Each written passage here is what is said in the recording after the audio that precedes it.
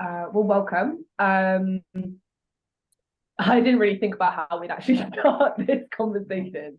But I think probably just to frame this to begin with, maybe we all just introduce ourselves and who we are, and then a little bit about this kind of conversation that we're going to have today. So I'm Megan, I'm one part of SLEEC, one of the co-founders. And I'm Bryony, the other part of SLEEC. I'm Lewis Wedlock. I am a mental health professional and social psychologist.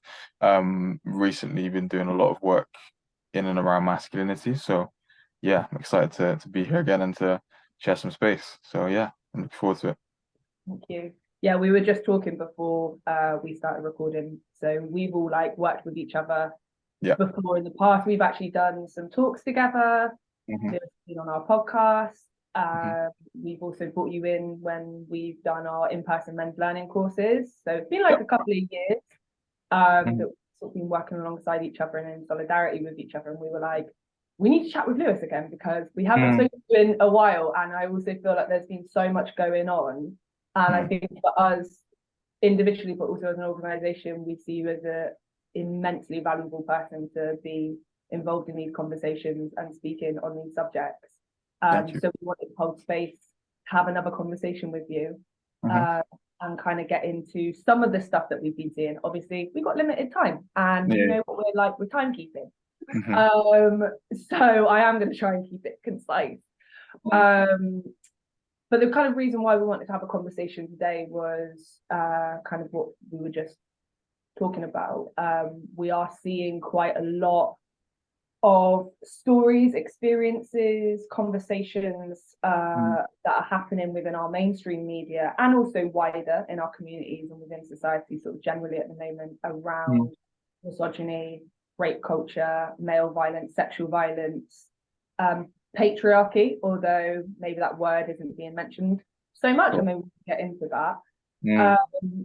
But I think for us as SLEEC and as women, we've noticed that the reporting of a lot of the conversations or experiences that we're seeing around male violence and misogyny at the moment is still being framed in a certain way. So some of the language in which we're seeing still is placing responsibility on women to protect themselves, or which feeds into the kind of rape culture narrative. Or blame as well. Or blame as well, like blaming in the language the way that it's women's fault that things have happened to them in the language that's being used in the media as well. Yeah, we were talking actually just before we came on about the recent killing of the young 15-year-old girl in Croydon, and so much of the headlines almost absolved the person who actually murdered her and very much focused still on a 15-year-old, not that age impact it, but there is context within that. And I think for us, because for so many years, how we started SLEEC was rooted in the fact that reporting and the way in which survivors and perpetrators are positioned and portrayed within our mainstream media has become such an issue. For us, it's still so frustrating that all these years later, it's still the same conversations. We're still not seeing reporting, we're still not seeing language, we're still not seeing imagery that reflects the broadness of this. So we'd love to get your thoughts kind of on what you're seeing, what your thoughts around that are. Yeah, it's a lot, and I think it's been a very interesting time, particularly the sort of last few months, to observe the ways in which male violence is being, in a way, I wouldn't say reframed, but very much contextualized or presented in a way that's very consistent with past versions, but slightly different in ways too. The main message for me from my seat is, there's still the spotlight is not on the patriarchal systems that perpetuate these harms, but instead the conspiracies towards men that frame them as agents of harm, as opposed to the system itself that is reinforcing that belief system and reinforcing that ethos and ideology. I find it very interesting to see conspiracy angles in mainstream media and mainstream questioning of, why talk about stuff in the past now? Why would you bring this up now? What's the point of bringing this up now? It feels like an agenda. It feels like an attack, and it's often linked with, from my seat, this sort of conspiracy angle that's aligned more so with the right, but very much embedded in this idea of the moment you start to speak out on atrocities of the world, or the invisible systems of harm in the world, you get shut down and cancelled. Two names that come to mind being Tate and Brand, most sort of recently, right? This idea that the minute you start to challenge the status quo, you then get hit with a sort of mass media campaign that has got nothing to do with you as a potential agent of harm or a harmer, but more to do with the system that is wanting to silence your voice, which is very ironic in many different layers and intersections, right? But that has been interesting to see how many men actually do fall into that cognition of, it is a bit of conspiracy. Think about what he's been talking about, and all of a sudden the media come down. It's almost more comfortable to believe that it's a conspiracy against, speaking the truth, as opposed to maybe your role models are just really sort of perpetuating harm. And maybe that's something you have to sit with as a potentiality. Maybe you have to sit with the idea that masculinity, your ideas aligned with masculinity, and this idea of accountability, but more so understanding, consent, or what this looks like, or the numerous layers of violence.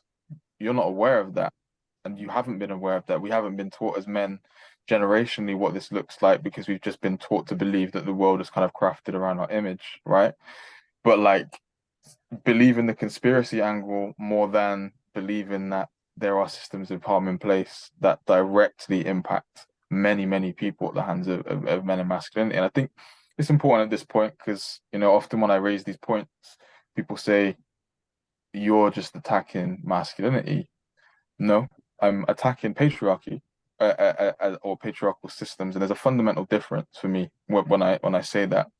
And what I've been saying to people recently is, with all due respect and love in the world, do you think that your role model that is being attacked by the Matrix or the mainstream media, do you think that they're that important that people in these ivory towers and desks say, or government officials say, oh, we have to shut this guy down and his YouTube following, or we have to, really sort of block this out, because it's going to create that for me is a fallacy-based thinking, in the sense of, you believe that word as important and gospel from your seat, but the reality is, for many of us, it's not that's not the reality that we're kind of in and within. But you get sucked into that belief system, you get sucked into that the ideology, and as a result of that, you find yourself believing the complex or the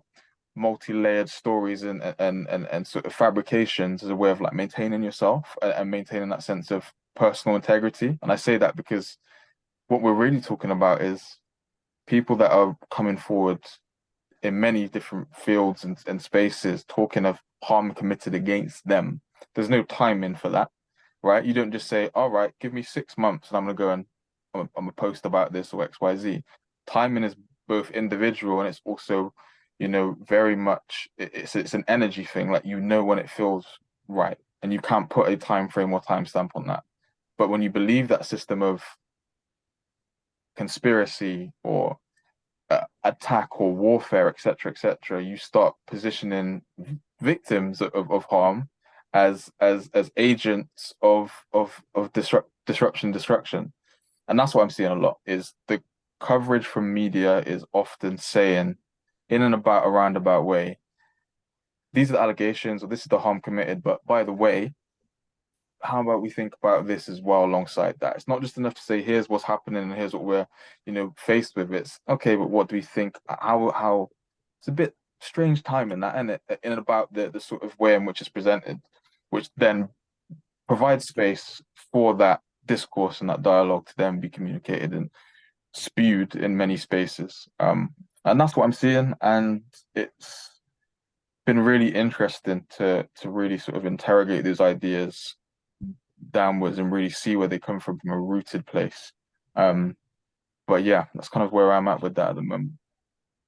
One thing I was thinking about when you were talking then at the beginning was about because I think especially with Russell Brand recently, and to be honest, from what I've seen, it's not just men that are in a space of denial about his behavior. I've seen people of all genders who have had this connection to this man, for a very long time. He's been in our, in our kind of social consciousness for a really long time.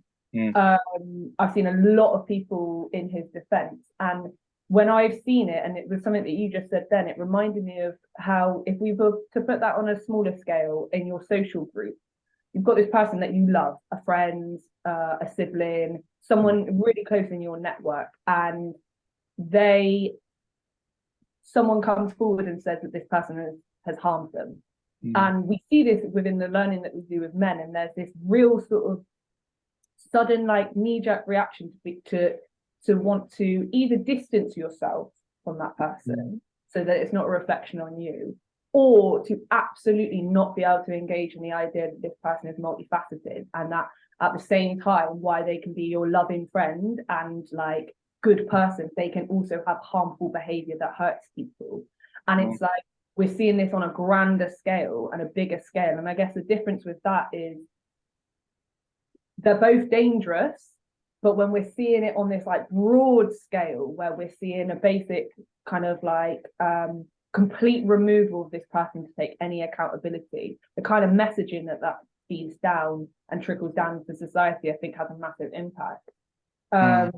And I feel like with Russell Brand and also Andrew Tate, I've just forgotten my point. That was a bit and it's gone.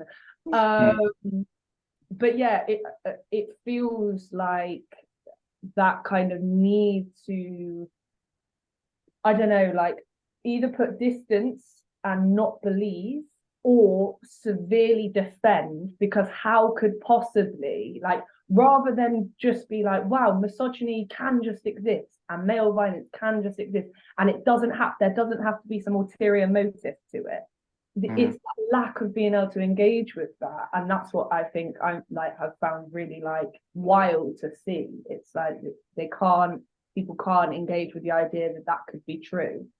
Well, when those kind of narratives are coming through of like the fact that somebody that's harmed is talented or is a kind person in these other areas, it's put forward as a defense rather than and this. So when we're talking about these things, when somebody's raped somebody, it's always like, well, he's an incredible artist, he's an incredible singer, he's such a loving friend, he's never lied to me, and it's all these things that are kind of being used as a defense of, I'm not sure that could have happened, or it couldn't have happened in the way that's being presented because of all of these things, rather than actually, wow, this person is able to harm somebody and they are this happen, and like that discussion of that happens in all spaces, in all communities and in all areas. And I think that's something that is being so missed in these discussions, that would be so invaluable, I think, in our ability to maybe understand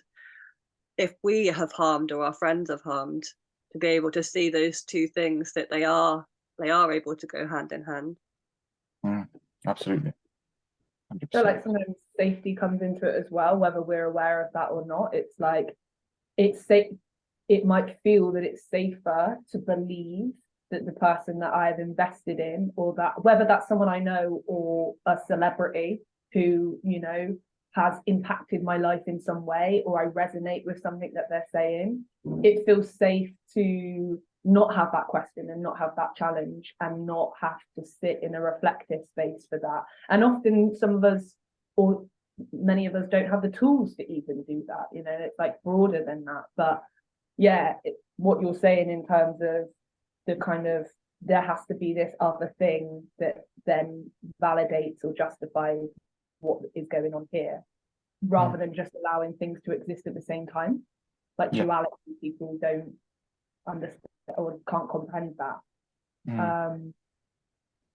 But talking about, you know, the fact that like Brand and Tate have been like massive in media recently, and also conversations that are having more in like you know, other institutions like in schools, educational spaces, workplaces, around sort of misogyny, around male violence, around patriarchy. I think for us at Summit, we've been noticing kind of a correlation with over the last couple, I'd say the last couple of months, but I'd actually say like kind of the last couple of years. I mean, when the kind of Sarah Everard case like broke, and that was a real defining point in terms of like people wanting to take action, in a similar way when George Floyd was killed, and it was like a point where people were like, okay, I need to do something. Almost since that, we have seen, I'm going to use this word, but like a kind of decline in action or engagement in a way that's productive, you know. We've kind of seen that, and which can be really frustrating, but at the same time it's trying to understand what's going on there. The more that we're seeing sort of the normalization of talking around racism or misogyny or transphobia or ableism, the more we're having these conversations, weirdly there's almost less action. And I'm wondering if you've seen kind of, I guess, an apathy from people, and in the context here of like men who maybe it's not their direct experience in that immediate way, even though men of course are victims of male violence and we're all suffering under patriarchy. Have you seen, or does that resonate with you, a kind of like, the more we normalize these conversations and these narratives and these experiences in our mainstream media, but also within our like social circles, kind of the less action there is, or a sense of apathy? Yeah, for sure. Definitely. And it's a problem I've just got in general, like, you know, as an observation. Like you rightly say, there's a lot of unearthing and unveiling of the different sort of intersections that have impacts on all of our lived experiences and how we see and interact with the world around us. And I feel like part of the reason why there's been a sort of decline in action, particularly around areas to do with misogyny, male violence, is because the social currency about resisting sort of like woke mentality, that's what often I get, right? So when I did my TEDx and I was speaking about masculinity, it was called by a few or many people woke, sort of woke political agenda, or like, you know, you're thinking about it from a position of conspiracy again, but like a conspiracy against the norm. But that mentality has kind of become more mainstream with different platforms building. There's a resistance against challenge. As much as there is conversations around challenge, there are platforms that are emerging that kind of embed themselves in like reality, quote unquote. This is the science, or this is the, you know, this is the evolutionary ways in which, and it's seducing a lot of people's perspectives because seducing a lot of people's framings because one, it's easier to understand and digest. You know, with evolutionary psychology or with science, you can look at an equation or you can look at the scientific, principles or modalities and kind of wrap your head around, you know, the idea that this and that equals X. But with patriarchy, what you're looking at is an intersectional link crossed over in every facet of life, everywhere but nowhere, but always there at the same time. That is complex for a lot of people to get and understand. And what happens is, I'm gonna say something a little controversial, and I feel particularly with people like, I've seen lots of people writing about this, which is why I feel a bit more comfortable discussing this. But I feel like in some ways, left quote unquote ideologies have made it difficult at times for people to access these points of view and perspectives because there's so much, oh, that behavior, the shame attached with coming into a space, wanting to learn more, but being flawed or having ideas and belief systems that, need to be metabolized and compassionately released. Like you've come into that space with those ideas, but depending on who facilitates that discussion or that piece of content, you may walk out of that feeling shamed or feeling like attacked, which, some may argue that as a part of the learning and metabolizing process. But what I am seeing is it's easier to follow those principles and that clear cut, this is how it is, this is how it should be, this is what we need to do, than it is to sit with the complexity of the unknown of like, we know what patriarchy is, we know how it shows up, but how it shows up for one lived experience compared to another is different. And a lot of people look at that difference and say, gotta fucking curse on here, but F that, like that's too complex. I don't want to get involved in that. And that is, I'm potentially going to get attacked 3 times by 3 different people. And then what happens then is I'm just not really about that. It's the woke brigade. It's easier to internalize it as that, as opposed to actually looking at the systems that do constantly evolve, normalizing the fact that what I used to preach or talk about, from my masculine sort of liveness a couple of years ago, I wouldn't necessarily bring into that space today because I've changed and I've understood and I've learned, I've metabolized. That version is not the same as what I would talk about and bring now. But that complexity is knowing that what I talk about in 2 years' time will be different, or in a month's time will be different, and actually being at peace with that and actually being aware of that correction, not as a piece of inadequacy or evidence of inadequacy, but as that like learning process. And I think that's an issue why there is such apathy is, what am I stepping into? This is kind of complex. This is kind of difficult, but the barriers to entry, but the barriers within entering are also there at the same time. It's like, but I enter, who's gonna say what, who's gonna challenge, who's gonna use their level of perceived superiority to kind of dwarf me in that sense. And I don't see a lot of people talking about that when we often can easily mention this or refer to this in the right, but it does, I'm using like very sort of binary terms of like right and left, but typically positioned as right, we can point out and say that. But once we want to start doing it over this side, potentially, it's like, oh no, that's not what we're doing. That's a load of shit. Or you're gaslighting or X, Y, and Z. That there's a very sort of felt sense of you can't touch this side of thinking because this side of thinking is the right side. It's a way of framing and a way of processing, but we have to recognize that the reason why there is apathy is because there are some thought leaders and there are some people in this space that do create that alienation within their sort of ideologies and how they present and what they talk about. And the words, the jargon, like some of these words are so complex and so hard, but the message is quite simple when you break it down. The barriers of entry are so high, and I do think that's becoming an increasing problem in our space, and something that a lot of people aren't willing to necessarily entertain. Like it's easier to believe science and evolutionary aspects because there's a trail point that you can follow. There's a point to point to point to point, or there's a belief system that goes to this and then to that. You can do the same for patriarchy, but you have to have that built-in sort of constant caveat of, by the way, this may change, and that's okay. We'll go back to the start, or you may go down a different rabbit hole, and that's, you can explore that and then not know this, and that's absolutely fine. But if that's what you need to do, come back and then like there needs to be more of this side to make people know that we're not perfect people doing this work.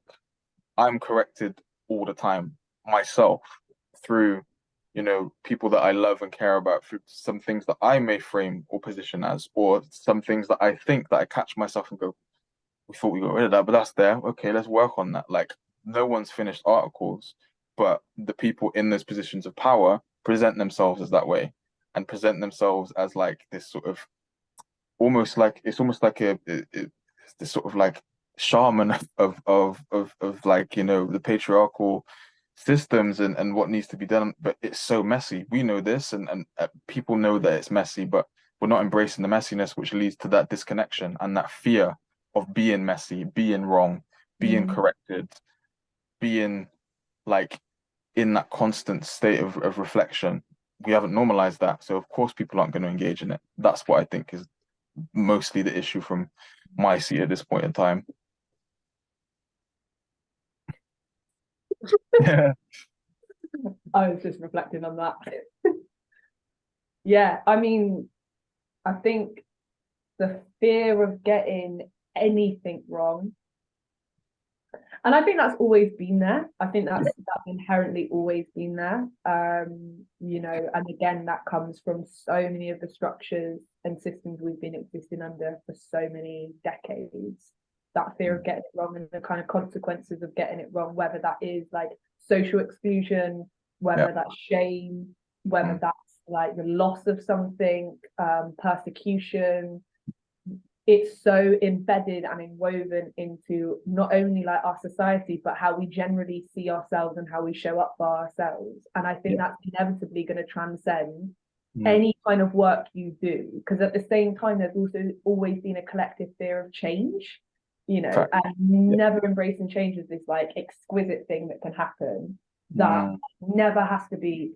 It doesn't have to be a bad thing. It can sometimes feel like that, and that's okay as well. But like, I think that's at play so much at the moment in terms of like how we are either choosing to engage with this stuff or what's actually available with us. And I think whenever we've done like courses with men or just conversations with people generally about any kind of like, you know, structural oppression or struggle or experience or act of harm, the fear of not entirely understanding that experience or not entirely understanding like the outcome of that, which you will never have, and that's okay. Like it's okay. I think that is what like really holds people back. And so it almost becomes, rather than even trying to dip your toe in and getting it wrong and being able to sit in that discomfort, it's I just won't even try because of that. And it is about removing judgment in that at the same time of also being able to hold space for the fact that that person, if they are in a certain position, there is a level of responsibility that they have, but we need to create spaces in which that can be explored. And I think that's such a major issue with what we've got going on. There aren't enough spaces where like you said, it can be messy and you're not going to get it right. And we try and do that in our men's learning courses, but while we might frame that, that has to be going outside of that space, an internal thing. And it's like, how do we create that internally first of all? Like when you did that video for us for the men's learning course, which we'll still show, and you talked about internalized patriarchy. The amount of times we've shown that video, and it's the first time a lot of the participants on the course have ever even thought about the patriarchy is internal. You know, it's not there. Like you say, it's an external thing. And it's the same with everything. We can internalize our fear and shame of getting it wrong. We can internalize our inadequacy about the knowledge that we have and not just see that's just normal because you're not born knowing everything. Correct. And I think that is part of all of this. But we also, like me and Bryony, have to like keep that at the forefront at the same time of also not invalidating the rage and frustration that comes, in particular when certain people are in positions of privilege. Yes. Where it's like, okay, I get that and I have compassion for that and understanding, but we also need you to do a bit more, you know. And it's like it's that duality, that thing that can exist at the same time, and they don't outweigh each other, and both are coming at it from a compassionate space always. Yeah, massively. I think I was speaking with someone this weekend at a conference actually, Joe Brassington. They are sort of activist, educator in and around the sort of LGBTQIA experience. We had like this deep existential conversation at the middle of this conference, and they said something, and it like really, really resonated. They said a lot of people get comprehension and compassion mixed up in this work. And I was like, go on, like, I need more. And it was like a lot of people enter spaces looking to seek knowledge, thinking that comprehending the theory or the picture, understanding the stats and figures, understanding the context is enough to get them on board as an ally, just to comprehend and sort of see the picture, so to speak.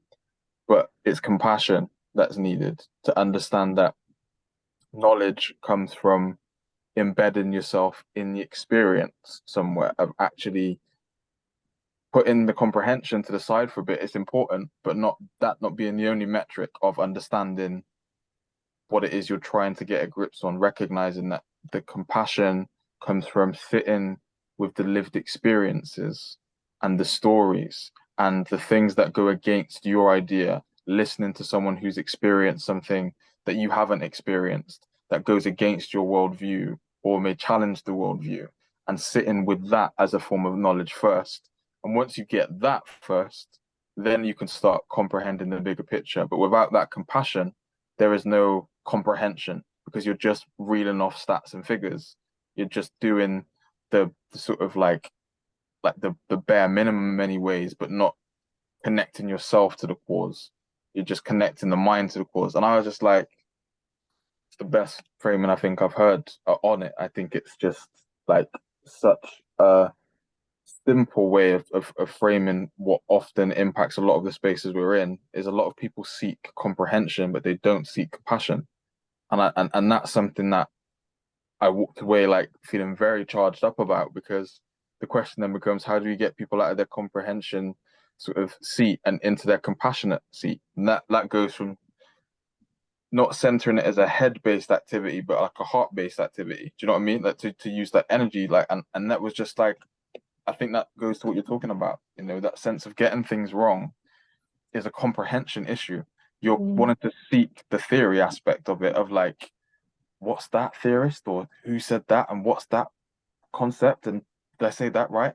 Whereas the compassionate is, how do I go in there and just be present, and try and immerse myself in the experience, instead of what's the theory, what's the story?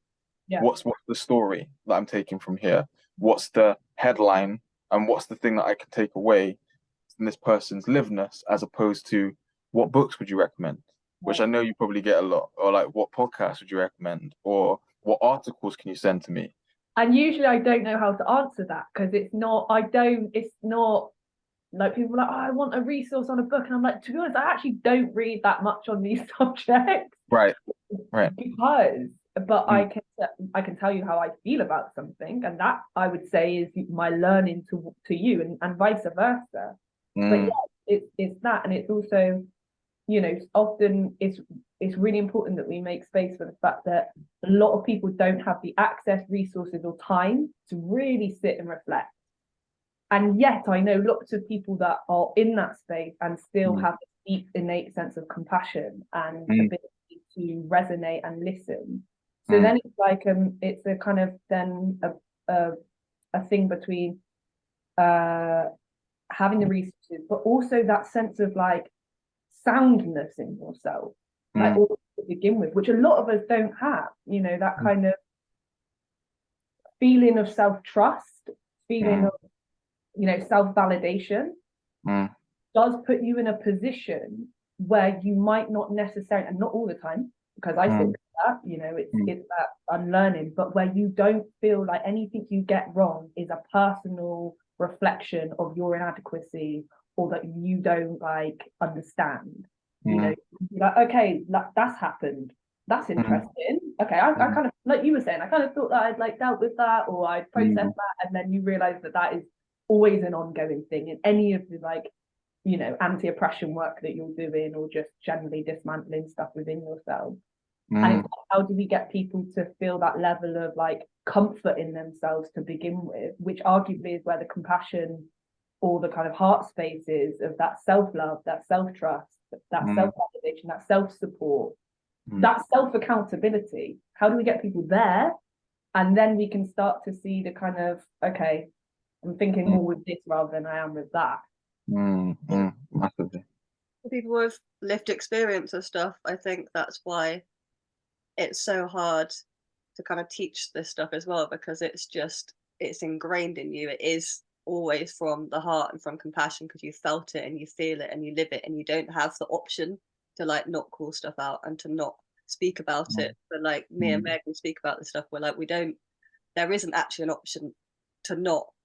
And it can feel really frustrating when you're looking at groups of people that aren't calling stuff out and they're afraid of getting it wrong, when we're talking about being afraid of actually being attacked or killed when we might call stuff out, and the kind of imbalance in that. And I don't think we speak about that enough, because like even personally, me and Meg are kind of, we don't want to speak about the rage we feel around that unfairness and that kind of disparity, because we also want to be speaking about these things from a place of compassion and trying to get people to understand. And sometimes kind of rage and feeling that frustrated can kind of make you not be able to be as clear in how you would like to kind of communicate that. But I think it's something that we've been feeling quite a lot, and it's quite hard to kind of understand, to actually really understand how people can't feel it and how people can't work from that place of compassion, because we're like, well, in that situation, how can fear of getting it wrong hold you back, when for me it's like, that is just like, that's unfair and that's not right, and it's not even like a thought process, it's just something that you're kind of like, I have to address this because it feels wrong, and you feel it. And I think, yeah, it's kind of hard to relate to in some ways. No, I hear that 100%. I think it is difficult. I say to people, once you start walking through the door of this work, it's very difficult to walk out, in the sense of you start seeing things differently, and you start, I sound like one of these, like, like the red pill, like when you see the world differently, like things change. But it's true, like you start seeing things differently from that lens. But I think a lot of people don't want to get into their heart space, because we've been kind of culturally conditioned to stay in their head. We've been taught like rationality, pragmatism, XYZ, like this is how we deal with things, logic. And these like belief systems and these ideas, they're useful. They definitely have a place, but they're not the only way to especially approach this work. And you can't rationalize a system of oppression, because that's exactly what that system of oppression has done to maintain its longevity. It's like, oh, it makes sense because da da da da da, or da da da da. That's how it reinvents itself consistently, and continually evolves and adapts. So I definitely resonate with that. And I think once you kind of tell people, what I say to people, like respectfully and compassionately, there's nothing against like stoicism, but leave the stoics at the door for now, and let's actually just like, let's not try and hyper manage and emotionally like shut off every aspect of life through hard and arduous tasks. They have their place, but not in this space. Like sometimes you've got to just, not every suffering is justifiable and useful to development. And the suffering that you're going to learn about today cannot be rationalized through that lens. And you just got to learn to park that and charge it, and just recognize that your worldview and how you see things, yes, is serving you in your space, but you're here to learn about other aspects of life and experience. You've got to be able to, in many ways, forfeit, this idea of what you think things are, because you can't have both, in that sense of, this is how I think the world is and this is what I believe tightly, and then step in to learn about the multiplicity of everything that is to do with patriarchy and everything else. So like, that's the first step for me with working with people, is like, you have to recognize that once you step in the door, and you really step in the door, and you really put yourself in the space, and you're really committing yourself to this, you won't see things differently. You will see things differently, and it's gonna seem quite scary, and it's gonna seem like the world's kind of changed a little bit. But that's kind of what we want to do, in a sense. And it's fucking scary to do that, but at the same time, if not you, then who? You know what I mean? If it's not you that's doing it, your boy's probably not going to do it. Your people around you probably aren't going to do it. But once you do it, oh, what have you took? I've seen what he's doing, and that becomes a way in, and it becomes a way through. And I think that's something that is really what I resonate what you're saying there, Brian. Of just like I was in that space of like, why aren't you engaging? And what I saw was we've just been rationalized to death. And what I mean by that is we've rationalized so much and logic and systematized and ordered things that we're not like necessarily living, we're just computing.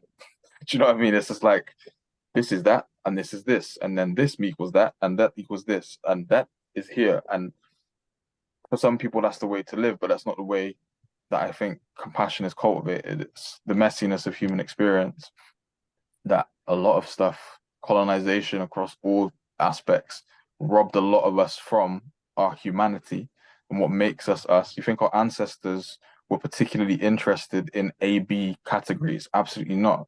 Like these ideas that we hold on to so tightly now, race, gender, these things just wouldn't be a part of those cultures hundreds of years ago. And it's documented and it's there. Like these ideas that we hold on to so much they are not an inevitability that we're led them to believe. We're led to believe there's something that's been created and constructed.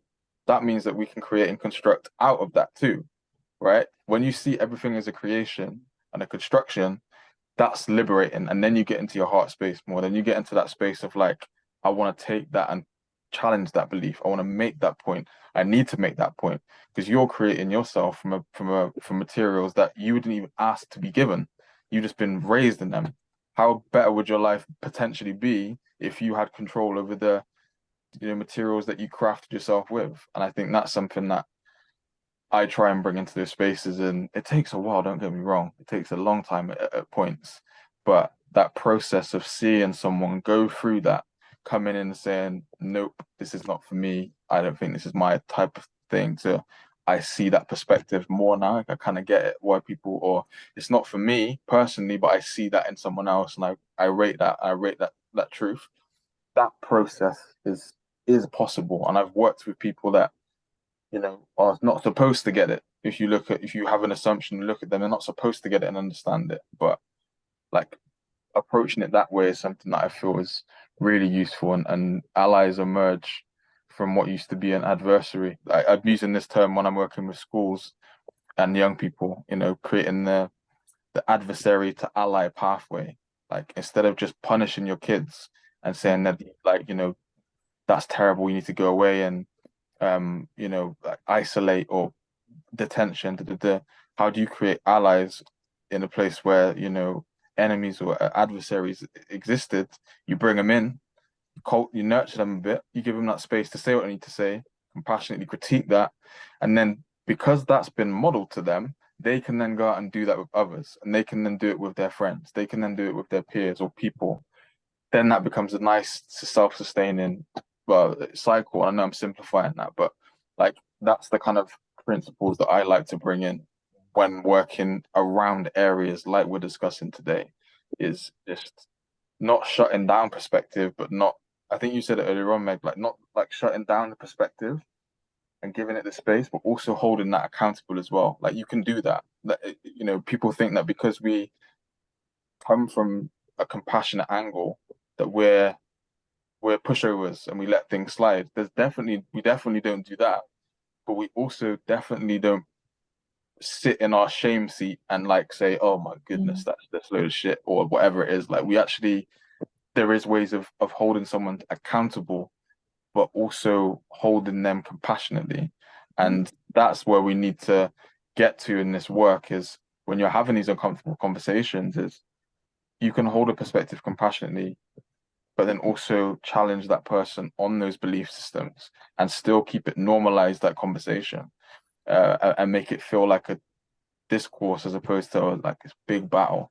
So yeah, that was a really good, like, important point there in terms of what Bryony was saying, and how it links into the work that we do, like us, but then like the other people that are doing the work as well, and that Joe's work and their amazing sort of framing of comprehension and compassion. It just all brings in, like, that was a real solidifying moment for me. That analogy was like the only way I can kind of think of it was like there was one, like there's a couple things missing like right now that's bugging me, but that was one of them. It's like, how do you frame it for people to understand? And I think that was just such a simple way of doing it, and a way to like bring them into the conversation without like pushing away, but using terminologies that we get and understand. Yeah, that's kind of where I think we can go with this work moving forward. Thank you. Yeah, I think that's an amazing place to end. Yeah, I'm fired up now. I need to go and run or something. I need to just like loads of thoughts now. yeah, I need to go and yeah. But it was, yeah, definitely. No, it was a great conversation. Yeah, thank you. Always such a pleasure. And No, yeah, likewise. I know we're all like, right, let's go down that route now. Yeah. Because that's what you want from a conversation, to feel 100%. inspired.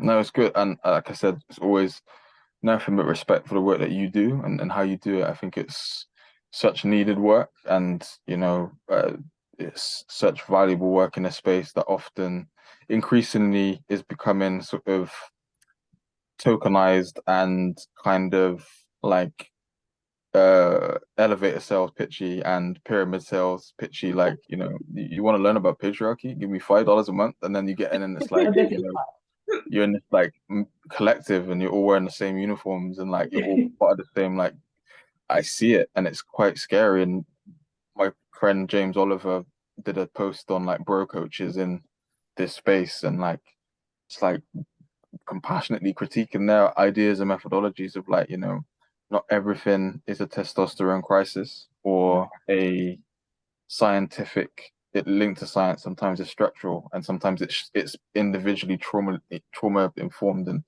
I love that you do that with your work and you center that aspect of the work in everything that you do. And I think that's why it's such a valuable space for those that enter, is because it's not ground in should be's and shouldn't be's. It's ambiguous, and that's exactly what the work is. And I think that's a real sort of strength for the work that you do, and why so many people get that sort of learn from you. So big respect always.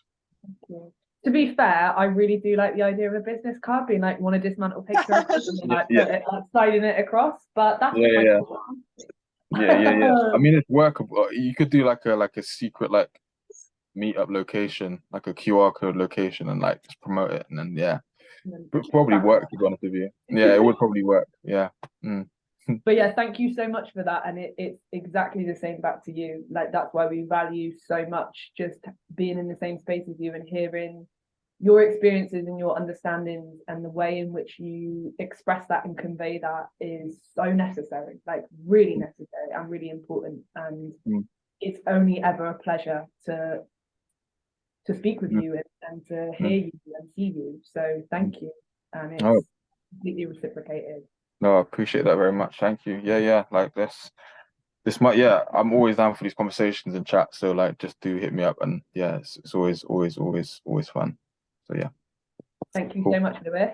No problems at all. Stay well. Yeah, you too. I'll see you soon. See you in a bit. Bye bye.